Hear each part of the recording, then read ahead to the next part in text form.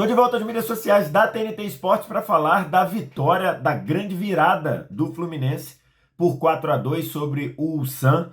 Resultado que coloca o Fluminense na liderança do seu grupo na Copa do Mundo de Clubes, depois de 2 rodadas, ficando à frente do Borussia Dortmund no saldo de gols. Já faz tudo aquilo que você está acostumado a fazer aqui nas mídias sociais da TNT, curtir, compartilhar, se inscrever, porque é o tema do vídeo de agora. Terminou há pouco a vitória do Fluminense por 4-2 sobre o Ulsan, da Coreia do Sul, num jogo muito dramático e que virou dramático por uma conjunção de fatores e que nos mostram que essa Copa do Mundo de Clubes ela não está perdoando quem cochila nos jogos, ela não está perdoando quem dorme nas partidas.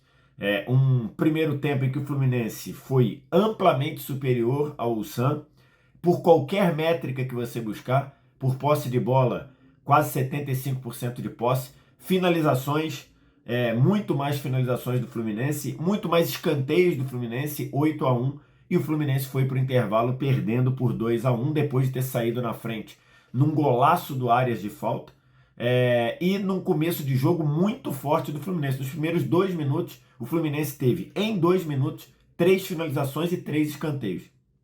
Um Fluminense com muito volume de jogo pelo lado esquerdo, o Serna, no começo do jogo, sendo muito ativo, contando com o apoio do Fuentes, com o Arias circulando toda a área do ataque, e o Fluminense foi tendo volume de jogo, foi tendo oportunidades. O goleiro do Ulsan fez no primeiro tempo pelo menos 3 grandes defesas, e o Fluminense abriu o placar depois de uma falta na entrada da área, que o John Arias mandou no ângulo.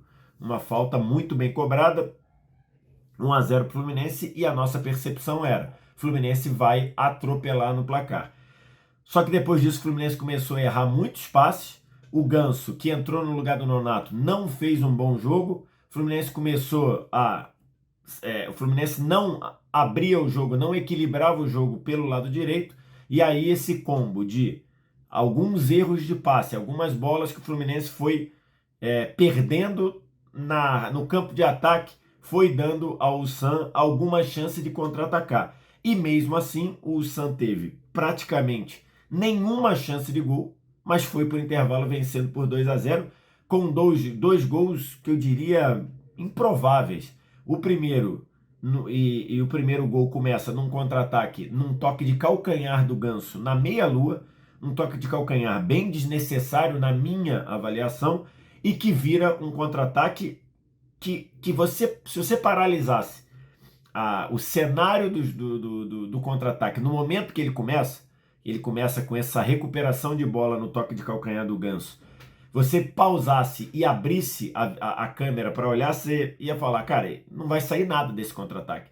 Porque era o jogador do Ulsan que estava no meio recuperando a bola, só tinha um jogador do Ulsan aberto na direita, com 2 jogadores do Fluminense, e tudo funcionou. Passe longo, o jogador avançou com ela, conseguiu manter a distância, rolou para o meio, e aí a bola passou pelo centroavante, mas sobrou pelo centroavante, pelo Eric Farias, e sobrou pro jogador do Ulsan fazer o gol no segundo pau. Ele bate inclusive cruzado, a bola vai na parede da rede. E esse gol deu uma desestabilizada no Fluminense, e ainda no primeiro tempo, já no finzinho do primeiro tempo, numa das poucas vezes que o Ulsan conseguiu ter uma produção de tocar, de conseguir se estabelecer no campo de ataque, vem o cruzamento da esquerda e um peixinho, mas muito difícil daquele peixinho entrar, porque era longe do gol, e tinha jogadores na frente ali, e o peixinho do jogador sul-coreano meio que pegou o Fábio no contrapé, fez 2-1, e aí o jogo ficou bem esquisito. Na volta do segundo tempo, o Renato tira o Ganso, uma partida muito ruim do Ganso, bota o Everaldo, uma decisão que eu não faria. Eu não viria com essa mudança, eu viria com Nonato no lugar do Ganso, para refazer o tripé de meio campo que tinha ido muito bem contra o Dortmund, mas o Renato veio com o Everaldo e num primeiro momento não funcionou. Só piorou a coisa para o Fluminense. Por quê? Porque o Fluminense não conseguia ter a bola no campo de ataque, a bola batia em Cano e Everaldo e voltava, e também o Fluminense não conseguia ter jogadores no meio campo para ter superioridade.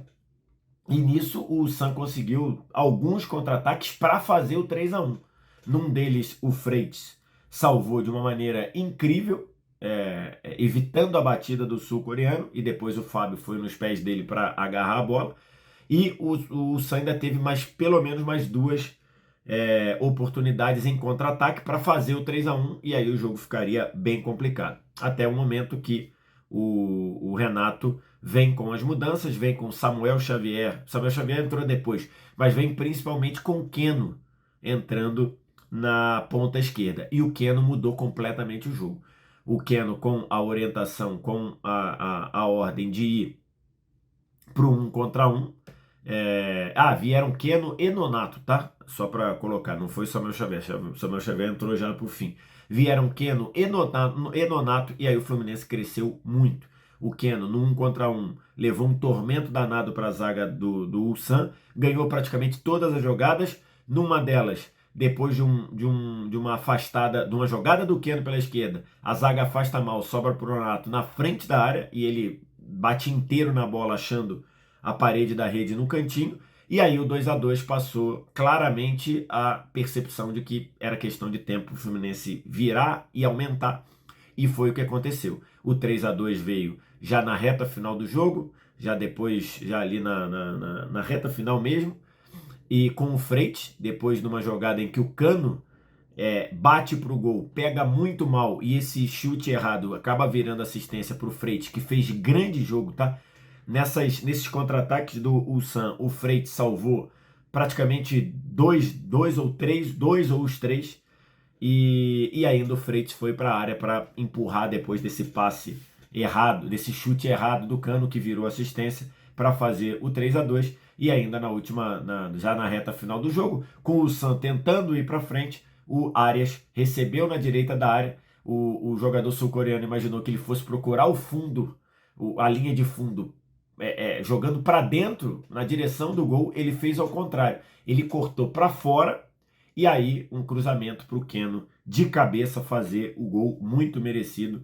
O gol do Keno foi o cara que mudou o jogo, apesar do Arias ter sido eleito o melhor em campo, e que a gente sabe, né, muito voto popular. O Arias fez um gol, deu uma assistência, mas para mim o Keno foi o diferencial. Na prática, o Fluminense flertou com o perigo, mas o Fluminense conseguiu voltar no resultado e que lhe deixa na ponta do seu grupo. O Fluminense lidera com 4 pontos, o Borussia Dortmund também tem 4 pontos, só que o Fluminense tem saldo 2, ganhou por 4-2, o Dortmund tem saldo 1, ganhou por 4-1. Só que na última rodada, o Borussia Dortmund enfrenta o Ulsan já eliminado, enquanto o Fluminense joga um confronto de vida ou morte contra o Mamelodi Sundowns, porque o Mamelodi Sundowns tem 3 pontos. Se ele ganhar do Fluminense, ele se classifica. Então é um jogo muito complicado, porque ao mesmo tempo que o Fluminense pode ser eliminado se perder para o Sundowns, para o Mamelodi Sundowns, o Fluminense também precisa ganhar do Mamelodi Sundowns, talvez por uma boa diferença de gols, porque o primeiro lugar deve ser decidido numa disputa de saldo de gols com o Borussia Dortmund, que enfrenta o Ulsan eliminado. Então é um jogo de dupla missão para o Fluminense. Ao mesmo tempo que ele precisa pelo menos empatar para não ser eliminado pelo Mamelodi Sundowns. Se ele perder o jogo para o time sul-africano, o Fluminense está eliminado, considerando que o Borussia Dortmund vai vencer ou pelo menos vencer ou empatar com o Ulsan. Ao mesmo tempo que ele precisa fazer isso, ele também precisa pensar em saldo de gols se ele quiser ser primeiro no grupo, porque o primeiro lugar pode ser decidido numa batalha de saldo com o Borussia Dortmund. Drama, mas o Fluminense conseguiu voltar e conseguiu uma grande virada neste momento. Após o fim da segunda rodada, todos os 4 brasileiros, Palmeiras, Botafogo, Flamengo e Fluminense, lideram os seus grupos na Copa do Mundo de Clubes. Que atuação, que participação fantástica dos clubes brasileiros. E aí você faz tudo aquilo que você está acostumado a fazer aqui nas redes sociais da TNT, curtir, compartilhar, se inscrever, deixar o like, deixar o gostei, porque a gente sempre volta aqui para falar a qualquer momento, beleza? Obrigado demais pela audiência. curte, compartilha tudo aqui das mídias sociais da TNT. Um abraço. Tchau.